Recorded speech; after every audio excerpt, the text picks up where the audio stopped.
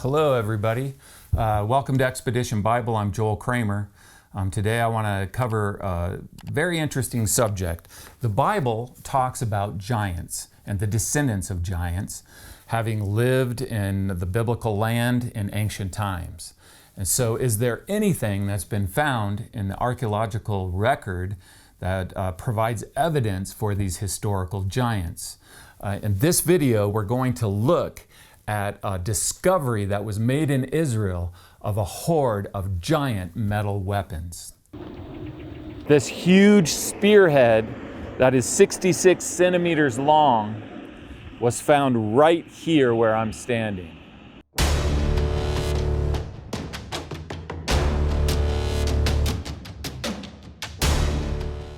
So in this aerial footage, you see in the background the Mediterranean Sea. You see the town of Monash, and then you see the agricultural field where in 1962 this horde of giant metal weapons was discovered.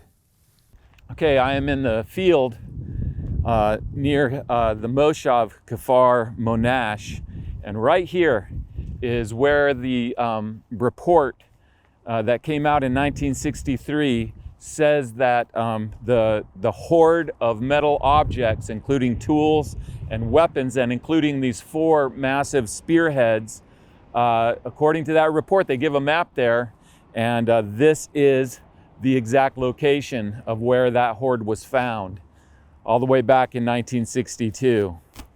A local farmer was expanding his field. He was plowing new ground and exposed all these metal objects. Scholars debate about when these 4 spearheads date to. You'll see dates for them anywhere from about 4,300 years ago to 5,000 years ago or even older. Several of the tools and weapons from this discovery are currently on display in the Israel Museum. So I'm here in the Israel Museum, and just up here is the horde of tools and weapons made of copper that were found at Monash.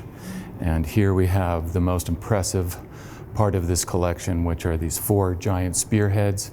The largest one there upside down. This is the largest spearhead ever found in the land of the Bible. Of course, it's back behind me in the display, so it doesn't look so impressive. So what I'll do is I'll cut the size of it out of cardboard just to give you an understanding of how huge it actually is. In 1963, after the study of this horde of weapons that were found in Monash, the official journal article came out describing this. And so in this journal article, they give the drawings of the 4 spearheads that were found, and then they give their dimensions. So what I did is I just took those dimensions and a piece of cardboard and cut out those dimensions, because when they're back in a case and back behind me when I'm talking in the Israel Museum, they look very small. And so this will give you a better perspective of just how big they are. This is the smallest of the 4 spearheads found at Monash. It's 13 inches long, and so it is considered in the journal article as a huge spearhead. And so I went around the Israel Museum comparing the size of the smallest spearhead to the other spearheads that were displayed elsewhere. And many of the other spearheads were about this much smaller than this one, quite a bit smaller. Here is on display more spearheads from the Bronze Age. These are typical spearheads. You know, they look maybe 6 inches long, 7, 8 inches long at the most. And so this already is considered a huge spearhead. 2 more spearheads that are within a ½ inch of each other were also found, and you can see the difference in size. However, the largest spearhead that was found in the Monash Horde is this one. Now, again, I just took the length of it from the drawing, 66 centimeters, that's 26 inches, and you just see how massive this spearhead is. There is another spearhead that's only 6 centimeters smaller than this one that was found at Megiddo. So these aren't the only giant spearheads that have been found. But this is the largest one that's been found in the land of the Bible, and it's just absolutely massive. So when you're looking at this horde of spearheads, then you start to realize what they're writing in this article and how true it is. Like, for example, the authors of the article say of these spearheads that they're the most remarkable group among the Monash finds, and they describe them as massive because that's what they are.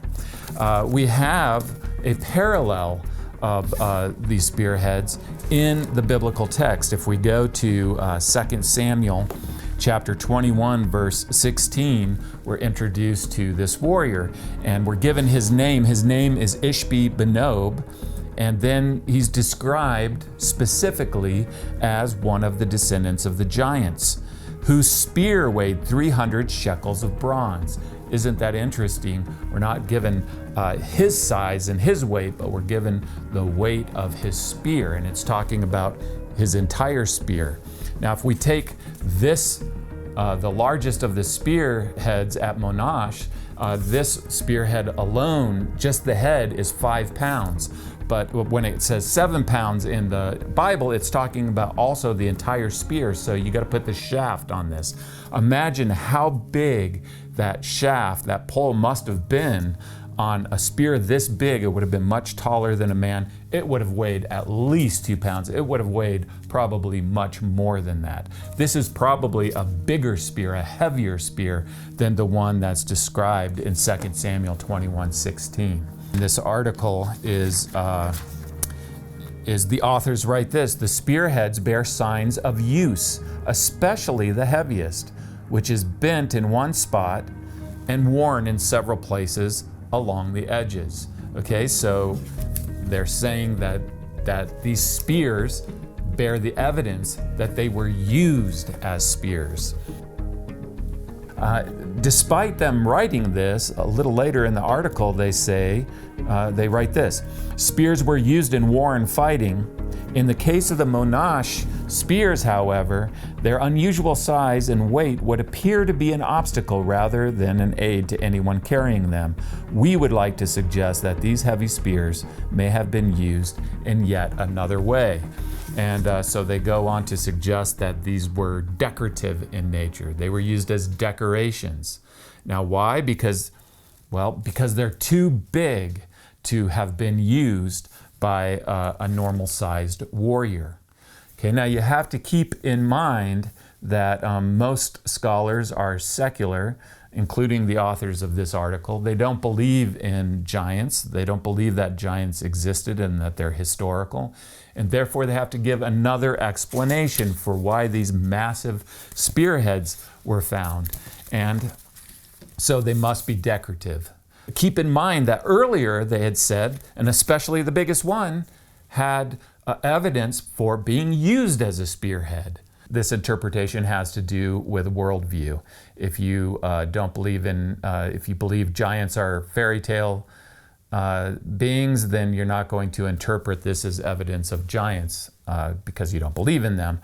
However, for those of us who do believe in the Bible and its historicity, then we know that giants existed in the ancient past, and when we find giant weapons, then using the Bible, we would interpret them, certainly I would, to be evidence for what the Bible is describing in these descendants of giants. Now, also in the article that's very interesting is this. The authors wrote, a remarkable feature of the Monash Horde were the small, thin, ridged copper plates, of which about 800 were found. We suggest that these plates are scales of armor. This also has a parallel in the Bible. If we just flip back from 2 Samuel to 1 Samuel chapter 17, then we have the account of Goliath, the most famous of all the biblical giants. In verse 4 of 1 Samuel 17, we are introduced to Goliath of Gath. In verse 5, it says that Goliath of Gath was armed with a coat of mail, and that the weight of the coat was 5,000 shekels of bronze. This is about 125 pounds. So we have archaeologically found at Monash this pile of 800 scales of body armor, and then we have body armor of a giant described in the biblical text. Now, very interestingly, the authors go on in the article to say this: the only parallel for the Monash scales was found at Tel Gath, where identical copper scales, also forming a package, were uncovered in the area of the city wall. Isn't that amazing? The only other place that body armor, like the body armor found at Monash, has been found is Tel Gath, the hometown of Goliath, who is the giant in the Bible, whose body armor is described for us and we're given its weight. The interpretation of the authors of the article are very similar with the body armor as with the spearheads. They say this: they say the great number of scales found would point to several coats of mail being hidden in the Monash Horde. What they're saying is it looks like this is one coat of armor, but it's way too many scales to be just one coat of armor. Therefore, there must be several different coats hidden within this pile of 800 scales. Now, that's one interpretation if you don't believe in giants. However, if you do believe in historical giants, because they're described in the Bible, then this could be the coat of armor for a single individual who, of course, would be a giant or a descendant of the giants. So, in conclusion, here are the facts. We have archaeological discovery at Monash of these massive metal spearheads and body armor. We have a parallel of the huge spearhead found also at Megiddo. We also have a parallel of the body armor found at Monash found at Tel Gath. We have a match. That's why I interpret this as evidence for biblical giants, because what's been found in the ground is comparable to what's described in the Bible as the weapons of these descendants of giants. Of course, a secular archaeologist, a secular interpretation is going to not consider this evidence for giants, and so in their case they interpret it as there must be several coats of armor amongst these 800 scales, and these giant spearheads must be decorative. You can make up your own mind. You can weigh the evidence yourself. As for me, I see this as a correlation between the biblical text and what was found in the ground. And I believe that this is evidence to support the existence of these biblical giants.